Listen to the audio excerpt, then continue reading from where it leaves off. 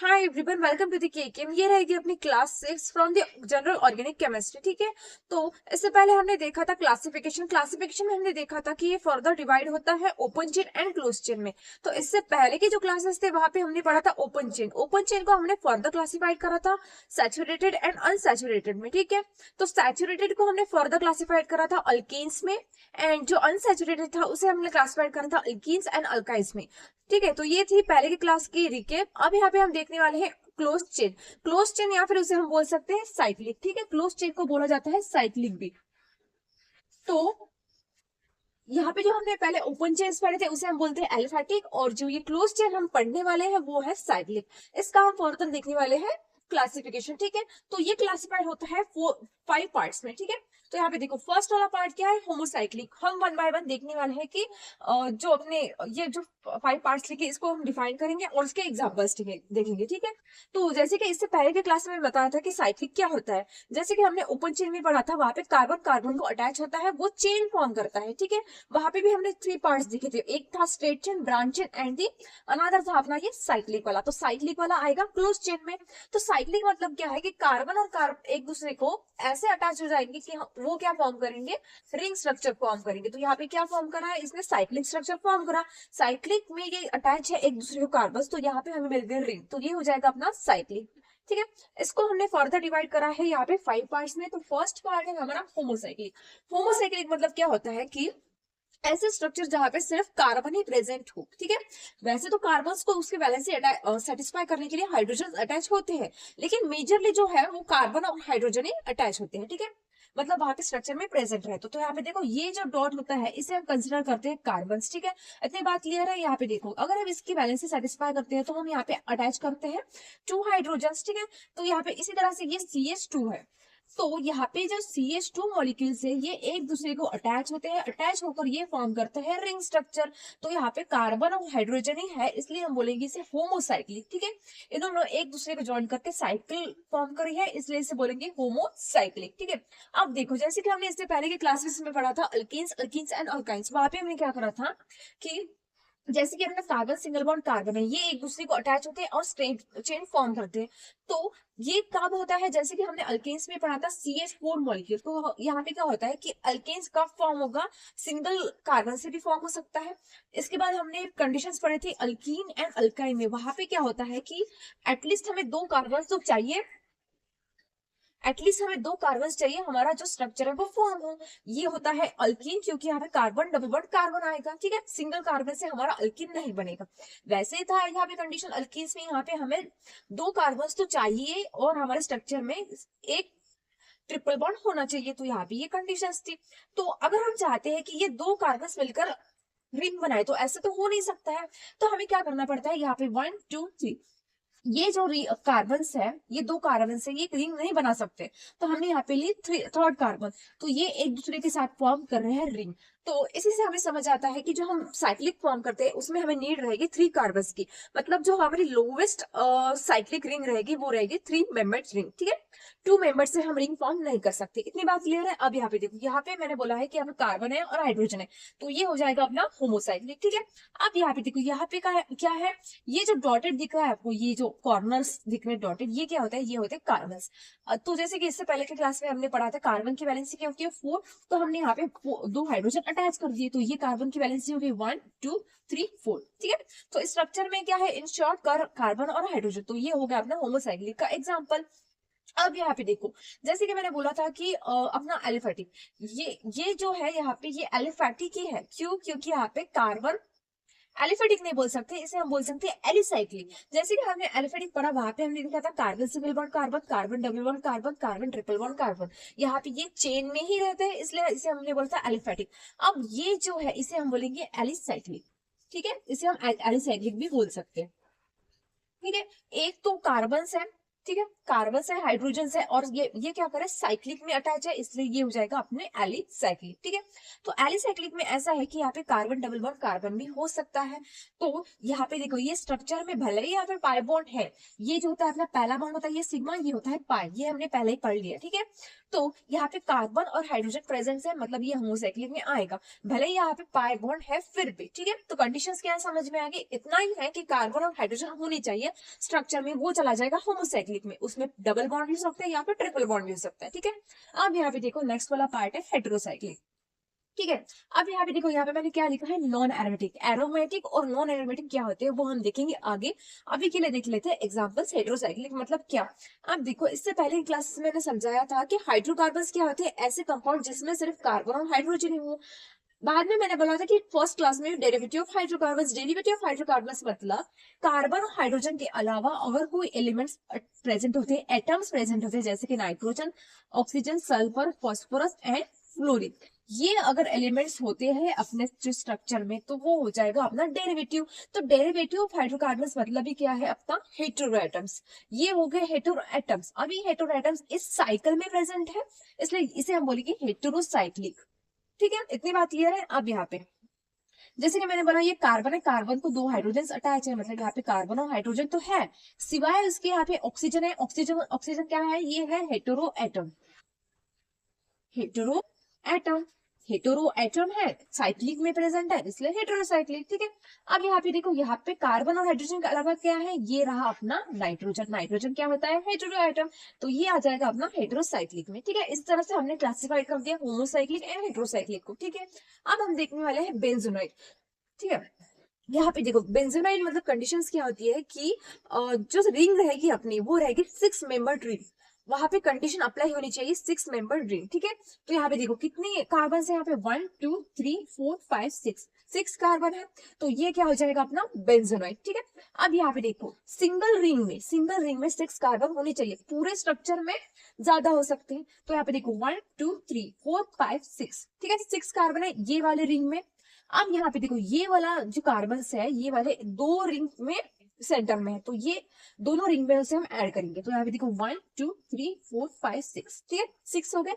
ये जो कार्बन है ये दोनों रिंग्स में है। ठीक है, अब यहाँ पे देखो 1 2 3 4 5 6, इसी तरह से सारे रिंग्स में कितने कार्बन है, 6 कार्बन है, तो यहाँ पे ये हो जाएगा बेंजोनाइड। ठीक है, यहाँ पे आप पूरे 4 एग्जांपल्स देख सकते हो, यहाँ पे सिंगल रिंग में 6 कार्बन है, तो वो हो जाएगा बेंजोनाइड। इसी तरह से हम इसे क्लासिफाइड करते हैं। अब नॉन बेंजोनाइड देखो, तो मैंने बोला कि बेंजोनाइड में कितने मेंबर रिंग होने चाहिए, 6 मेंबर। 6 मेंबर के रिंग, 6 मेंबर रिंग के अलावा अगर ज्यादा कार्बन होते हैं रिंग में, तो वो जाएगा नॉन बेंजोनाइड में। ठीक है, इतनी बात क्लियर है। अब यहाँ पे देखो, यहाँ पे हम काउंट करते हैं कितने कार्बन है, 1 2 3 4 5 6 7, 7 मेंबर रिंग है। ठीक है, 7 मेंबर, तो ये जाएगा अपना नॉन बेंजोनाइड में। ठीक है, इतनी बात क्लियर है। अब यहाँ पे देखो हेटेरोसाइक्लिक, हेटेरोसाइक्लिक में मैंने यहाँ पे भी पढ़ा दिया था हेटेरोसाइक्लिक, ये थे नॉन एरोमेटिक। अब ये वाली जो हेटेरोसाइक्लिक है ये है एरोमेटिक, वो क्या है वो बाद में देखेंगे, अभी के लिए देख लो हेटेरोसाइक्लिक के एग्जांपल्स। तो जैसे कि मैंने बोला, कार्बन और हाइड्रोजन के अलावा अगर कोई हेटेरो एटम्स प्रेजेंट रहते हैं, तो वो हो जाएगा हेटेरोसाइक्लिक। ठीक है, तो यहाँ पे ऑक्सीजन है, इसलिए ये हो जाएगा हेटेरोसाइक्लिक रिंग। और ये वाला देखो, यहाँ पे नाइट्रोजन है, कार्बन और हाइड्रोजन के अलावा, ये भी हो गया हेटेरोसाइक्लिक, और ये भी हो गया अपना हेटेरोसाइक्लिक रिंग। ठीक है, अब हम पढ़ने वाले हैं कि नॉन एरोमेटिक और एरोमेटिक्स क्या होते हैं, वहां पे कुछ रूल्स हम अप्लाई करते हैं, तो वो रूल्स देखने वाले हैं। ठीक है, इसी क्लास में देखेंगे। तो यहाँ पे देखो, एग्जाम्पल समझाती हूँ। अब यहाँ पे आपको एक कंफ्यूजन होगी कि यहाँ पे मैंने बोला होमोसाइक्लिक मतलब क्या है, कार्बन और हाइड्रोजन, मेजरली अपना कार्बन।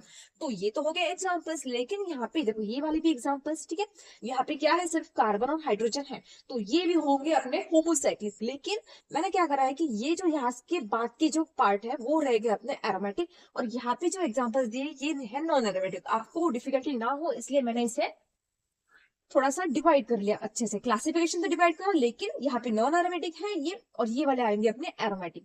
तो ऐसी बात है कि जो अपने होमोसाइक्लिक होते हैं वो मतलब ऐसी कंडीशन नहीं है कि जो अपने होमोसाइक्लिक है वो नॉन एरोमेटिक होंगे या फिर एरोमेटिक भी है। ठीक है, वो दोनों भी रह सकते हैं। जो अपने होमोसाइक्लिक है वो फर्दर क्लासिफाइड हो सकते हैं नॉन एरोमेटिक में और एरोमेटिक में। ठीक है, इतनी बात क्लियर है। तो ये जो एग्जाम्पल है अपना, ये वाले 4 एग्जाम्पल ये रहेंगे होमोसाइक्लिक में। ठीक है, तो यहाँ पे देखो, अब हम देखने वाले थे एरोमेटिक और नॉन एरोमेटिक। तो एरोमेटिक्स के लिए हमें कंडीशंस क्या लगती है, तो यहाँ पे पढ़ते हैं।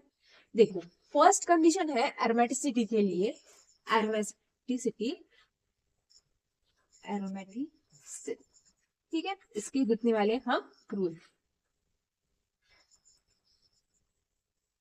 ठीक है। तो फर्स्ट कंडीशन है कि वो होना चाहिए साइक्लिक। तो हम एग्जांपल देखेंगे, यहाँ पे देखो ये है, ये साइक्लिक है, यहाँ पे कोई भी मतलब चेन नहीं है, ठीक है, मतलब जो ओपन चेन रहती है वो नहीं है, ये पूरा साइक्लिक है, ये रिंग है, इसलिए ये वाली फर्स्ट कंडीशन अप्लाई होगी। अब हम देखने वाले हैं कि यहाँ पे होना चाहिए sp2 हाइब्रिडाइज कार्बन। अब देखो, इससे पहले की क्लास में हमने देखा था हाइब्रिडाइजेशन। तो अगर आपने वो वाली क्लास नहीं देखी हो तो मैं क्या करूंगी कि उसकी जो लिंक है वो मैं ऐड करा दूंगी डिस्क्रिप्शन में। आई गेस कि मैंने वो पढ़ाया था फर्स्ट क्लास में, ठीक है। तो यहाँ पे देखो, sp2 हाइब्रिडेशन हम कैसे देखते हैं कि अगर पाई बॉन्ड जो होते हैं, देखो ये वाला जो बॉन्ड रहेगा ये रहेगा अपना सिग्मा, ये जो बॉन्ड है ये रहेगा अपना पाई, ठीक है। तो अगर किसी भी स्ट्रक्चर में पाई बॉन्ड अगर 1 रहता है तो वो हो जाएगा अपना, किसी भी कार्बन को अटैच पाई बॉन्ड सिंगल रहता है तो वो हो जाएगा अपना sp2 हाइब्रिडाइज। पूरे स्ट्रक्चर में नहीं, यहाँ पे देखो ये कार्बन है, ये कार्बन है, इस कार्बन को अगर हम कंसिडर करते हैं, इसे देखो यहाँ पे सिंगल पाई बॉन्ड अटैच है, देखो तो ये हो जाएगा अपना sp2 हाइब्रिडाइज। मतलब यहाँ पे देखो बाकी के सारे जो कार्बन है इनको पाई बॉन्ड अटैच है, इस कार्बन को पाई बॉन्ड अटैच, इस कार्बन को पाई बॉन्ड अटैच है, सिमिलरली यहाँ पे भी, यहाँ पे भी, यहाँ वहां, ठीक है। तो ये पूरे जो यहाँ पे 6 कार्बन है, यहाँ पे जो 6 कार्बन है वो क्या है, sp2 हाइब्रिडाइज, ठीक है, इतनी बात क्लियर है। अब देखो, तो यहाँ पे फर्स्ट कंडीशन थी अपनी साइक्लिक, वो भी सेटिस्फाई होगी, और sp2 हाइब्रिडाइज वो भी सेटिस्फाई होगी। अब यहाँ पे देखो, जब जब ऐसे है कि sp2 हाइब्रिडाइज है वो प्लेनर स्ट्रक्चर रहता है अपना, तो यहाँ पे ये प्लेनर की कंडीशन सेटिस्फाई होगी। वो हम फर्दर आगे भी एग्जांपल्स में देखेंगे, जैसे जैसे होता है कि अब यहाँ पे प्लेनरिटी नहीं है, कार्बन sp2 हाइब्रिडाइज है लेकिन वहां पे प्लेनरिटी नहीं है, वो हम एग्जांपल्स देखेंगे, ठीक है। वहां पे कुछ टफ शेप स्ट्रक्चर्स फॉर्म करा देते हैं, जैसे ऑक्टा, टेट्रा,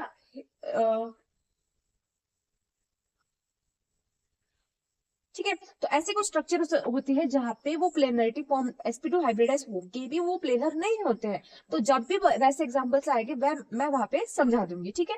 तो यहाँ पे 3 कंडीशंस अप्लाई होंगे। लास्ट वाली कंडीशन क्या है, यहाँ पे देखो,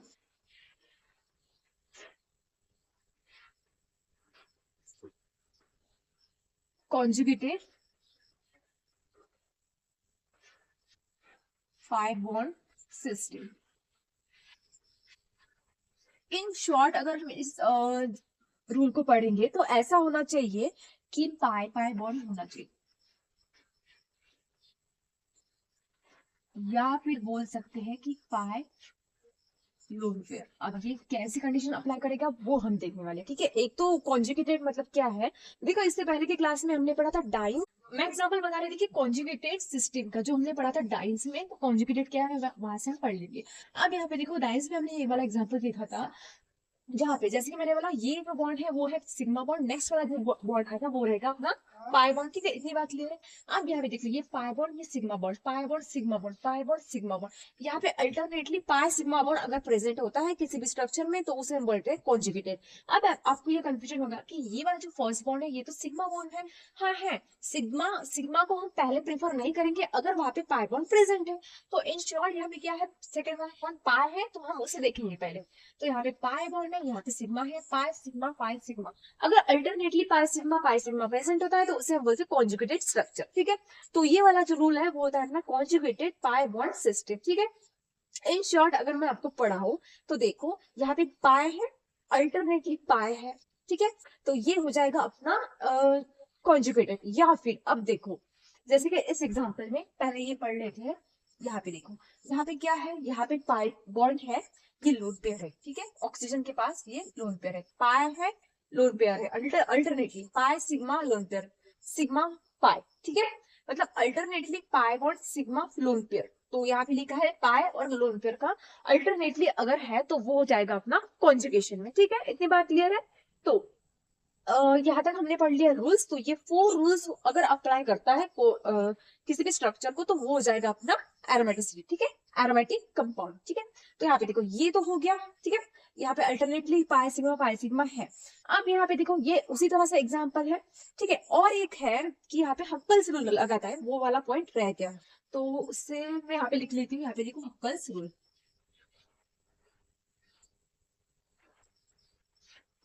हक्कल्स रूल क्या होता है वो देख लेते हैं। वो होता है कि फॉर एन +2 पाई ब्रैकेट में पूरा और यहाँ पे आ जाएगा पाई, फॉर एन +2 ब्रैकेट के बाहर पाई सिस्टम, ये अगर फॉलो करता है तो वो हो जाएगा अपना एरोमेटिक, फिर तो कोई बात ही नहीं है, ठीक है। लेकिन हमें फिर भी यहाँ पे देखना पड़ता है sp2 हाइब्रिडाइज कार्बन, वो मेजरली रहेगा, साइक्लिक तो रहेगा, sp2 हमें देखना पड़ेगा, और ये वाला कंडीशन अगर अप्लाई करता है बस हो गया अपना एरोमेटिक। अब देखो यहाँ पे हमें पहले वैल्यू सब्स्टिट्यूट करनी है n की। n क्या है, इंटीजर है। अब देखो n क्या है, यहाँ पे सिंगल रिंग है, तो हम n की वैल्यू सब्स्टिट्यूट करेंगे 1। अगर यहाँ पे इसका अगर निकालते हैं तो यहाँ पे 2 रिंग्स है, इसलिए हम n की वैल्यू सब्स्टिट्यूट करेंगे 2, ठीक है। तो यहाँ पे देखो यहीं पे लिख लेते हैं 4, 1 रिंग है, ठीक है, 1 + 2, और ये ब्रैकेट के बाहर पाई, ठीक है, ऐसे लिखोगे तो इजिएस्ट वे में। और ये आ जाएगा अपना 6 पाई बॉन्ड, ठीक है। ये क्या निकाला आपने, बॉन्ड निकाला, ठीक है। 6 pi electrons, externally sorry 6 pi electrons, तो ये रहेंगे अपने 6 पाई इलेक्ट्रॉन्स। अब यहाँ पे देखो जैसे कि मैंने इससे पहले की क्लास में इसमें पढ़ाया होगा कि यहाँ पे सिग्मा बॉन्ड, ये पाई बॉन्ड, तो सिग्मा में भी होते हैं 2 इलेक्ट्रॉन्स, पाई में भी होते हैं 2 इलेक्ट्रॉन्स, ठीक है। तो यहाँ पे देखो 1 2 3 4 5 6 इलेक्ट्रॉन्स है, लेकिन बॉन्ड कितने हैं, 3 5 बॉन्ड, 3 5 बॉन्ड, ठीक है। तो यहाँ पे हो गए ये 3 पाई बॉन्ड्स। तो अब देखो मैंने क्या बोला कि यहाँ पे अगर 6 पाई इलेक्ट्रॉन्स होते हैं किसी भी स्ट्रक्चर में तो वो हो जाएगा अपना एरोमेटिक। अब तो फिर कंफर्म नहीं है, ठीक है। लेकिन यहाँ पे देखो मैंने क्या बोला कि 6 पाई इलेक्ट्रॉन्स मतलब 3 पाई बॉन्ड्स। तो अब देखो हमने क्या बोला कि 3 पाई बॉन्ड्स होते हैं तो वो हो जाएगा अपना एरोमेटिक। अब यहाँ पे देखो यहाँ पे भी हम रूल अप्लाई करेंगे, तो यहाँ पे आ जाएगा 4, 2 रिंग्स है इसलिए यहाँ पे 2, और ये +2, और यहाँ पे ब्रैकेट के बाहर 5, तो ये आ जाएगा 4 2 जा 8 और 10, ठीक है, हाँ 10 ही आएगा, 10 पाई इलेक्ट्रॉन्स, ठीक है। इतनी बात क्लियर है। अब देखो 10 पाई इलेक्ट्रॉन्स है, मतलब बॉन्ड कितने होने चाहिए, 5 बॉन्ड होने चाहिए, ठीक है। तो यहाँ पे देखो 1 2 3 4 5, मतलब ये क्या है अपना, ये एरोमेटिक है। अब यहाँ पे देखो कितने बोले मैंने, पाई बॉन्ड्स 5 पाई बॉन्ड्स। इसी तरह से इस एग्जाम्पल में देखो यहाँ पे 4 कितने रिंग है, 3 रिंग है +2, तो ये आ जाएगा अपना 14, ठीक है। 14 इलेक्ट्रॉन्स आ गए, 14 इलेक्ट्रॉन्स मतलब बॉन्ड कितने होने चाहिए, 7 बॉन्ड्स होने चाहिए। तो 1 2 3 4 5 6 7 बॉन्ड्स है, मतलब ये हो गया अपना aromatic.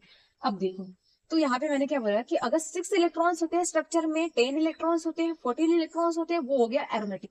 In short 3 pi bonds होते हैं, 5 पाई बॉन्ड्स होते हैं, 7 पाई बॉन्ड्स होते हैं, वो हो गया एरोमेटिक, ठीक है। तो अब देखो यहाँ पे 3 5 7 ये क्या है, ऑड नंबर्स है, मतलब odd numbers of pi bonds अगर किसी स्ट्रक्चर में होते हैं तो वो हो जाएगा अपना एरोमेटिक। मतलब हमें यहाँ पे जो रूल लगाने की जरूरत नहीं है, इन शॉर्ट हमें देखना है कि odd number of pi bonds है तो वो हो गया अपना एरोमेटिक, ठीक है। इतनी बात क्लियर है। अगर ये कंडीशंस अप्लाई नहीं करता है कोई भी स्ट्रक्चर तो वो हो जाएगा नॉन एरोमेटिक। अब देखो यहाँ पे इसके बाद हम देख रहे थे स्ट्रक्चर, ये तो यहाँ पे हमने अप्लाई कर दिया, ये देख रहे हैं ये एरोमेटिक कंपाउंड है, ये भी अपना जाएगा एरोमेटिक्स में। यहाँ पे देखो 1 2 3 4 5 6 7 पाई बॉन्ड्स है, मतलब 14 इलेक्ट्रॉन्स, तो ये जाएगा अपना एरोमेटिक में। तो ये 4 स्ट्रक्चर जो है 4 स्ट्रक्चर वो होगा अपने एरोमेटिक। अब यहाँ पे देखो ये वाला एरोमेटिक कैसे है वो देखेंगे। कितने पाई बॉन्ड्स है, 1 2 3, ये एरोमेटिक होना चाहिए, है भी। कैसे, अब यहाँ पे देखो आपको अगर कंफ्यूजन है कि यहाँ पे कैसे, मतलब पॉजिटिव चार्ज है, यहाँ पे तो कॉन्जुगेशन नहीं है, ऐसा नहीं है। यहाँ पे ये 3 बॉन्ड्स में कॉन्जुगेशन है। यहाँ पे देखो ये कार्बन है, कार्बन के 3 बॉन्ड्स है, एक रहेगा अपना हाइड्रोजन वाला। अब यहाँ पे पॉजिटिव चार्ज कैसे आया वो भी देख लेते हैं इसी क्लास में। ऐसा है कि अगर यहाँ पे पहले से क्लोरीन अटैच होता, क्लोरीन क्या है, इलेक्ट्रोनेगेटिव एटम है, ये आगे चल के देखेंगे, लेकिन अभी के लिए ध्यान में रखो कि जो क्लोरीन है या फिर जो हेलोजेंस होते हैं वो होते हैं इलेक्ट्रोनेगेटिव एलिमेंट्स, ठीक है। तो इलेक्ट्रोनेगेटिव एलिमेंट्स है, तो जैसे कि यहाँ पे सिग्मा बॉन्ड है, सिग्मा बॉन्ड में 2 इलेक्ट्रॉन्स है, ये क्या है, इलेक्ट्रोनेगेटिव है, तो ये खींच के क्या कर लेगा, ये 2 इलेक्ट्रॉन्स लेके चला जाएगा।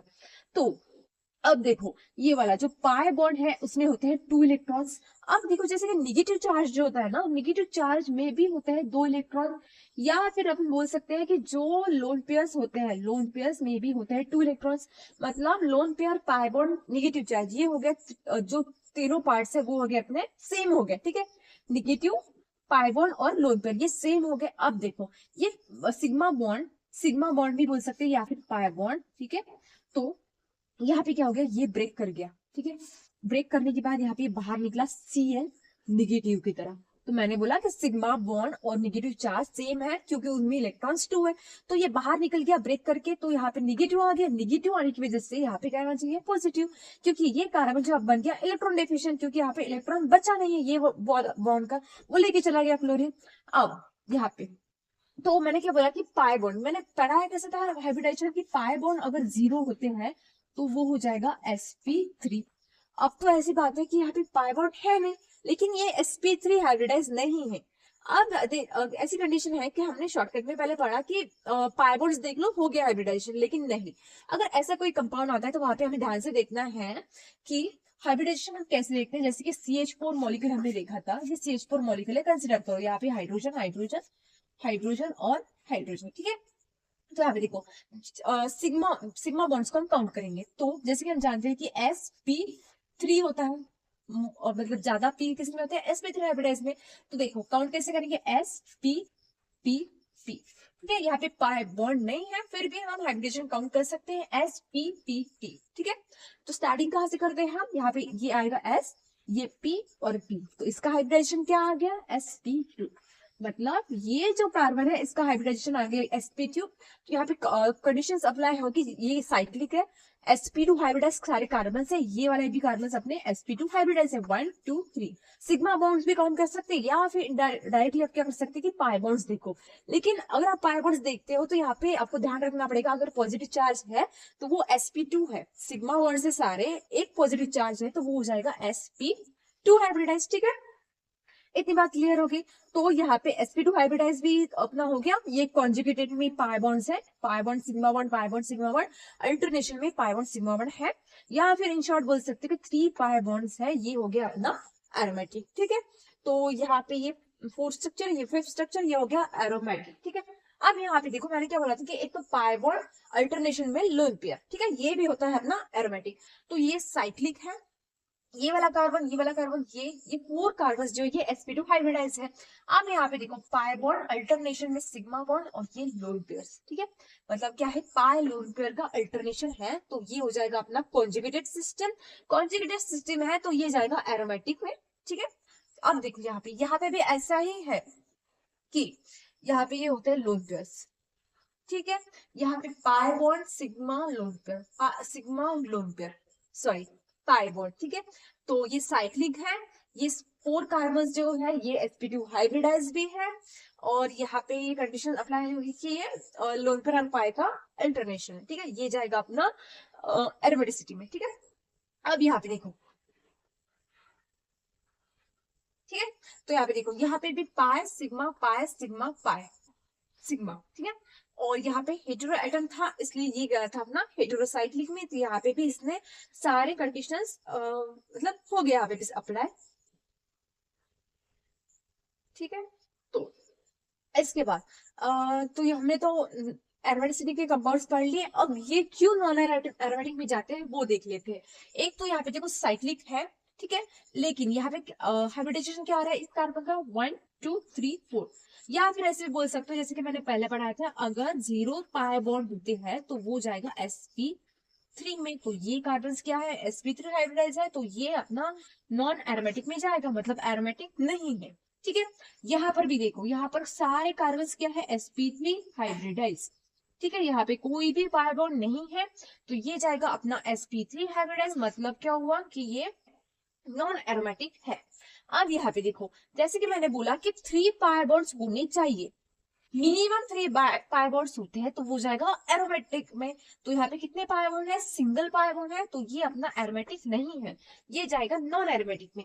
अब यहाँ पे भी देखो, यहाँ पे कोई भी पाई बॉन्ड नहीं है तो इनडायरेक्टली ये नॉन एरोमेटिक है, और एरोमेटिक नहीं है। यहाँ पे भी पाई बॉन्ड नहीं है, तो ये जाएगा अपना नॉन एरोमेटिक, और एरोमेटिक नहीं है। तो ये वाला जो पार्ट था हमने पढ़ लिया नॉन एरोमेटिक, वो वाले एग्जाम्पल्स थे वो हमने पढ़ लिए एरोमेटिक। लेकिन इतना बिल्कुल ध्यान में रखना कि ये होमोसाइक्लिक के ये एग्जाम्पल है, लेकिन ये भी हमने 4 एग्जाम्पल्स पढ़े, ये भी होमोसाइक्लिक के है, ठीक है। यहाँ पे भी कार्बन और हाइड्रोजन के अलावा कोई भी एलिमेंट नहीं है, तो वो जाएगा अपना होमोसाइक्लिक में, ठीक है।